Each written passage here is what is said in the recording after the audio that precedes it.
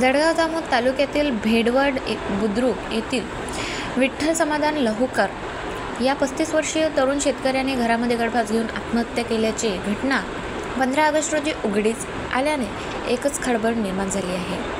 सततची नापिकी व बँकेच्या कर्जबाजारीपणामुळे या तरुण शेतकऱ्याने आत्महत्येसारखे टोकाचे पाऊल उचलल्याची माहिती स्थानिक ग्रामस्थांनी दिली आहे।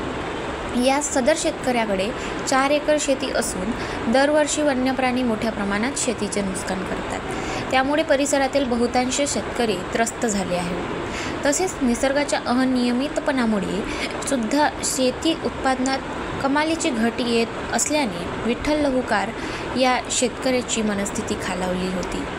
दरम्यान मृतक शेतकऱ्याच्या पश्चात आई वडील व 2 भाऊ असा आप्त परिवार असून या दुर्घटनेमुळे गावामध्ये हळहळ व्यक्त करण्यात येत आहे। गाव माझा न्यूज करिता प्रवीण मोरे, शेगाव बुलढाणा।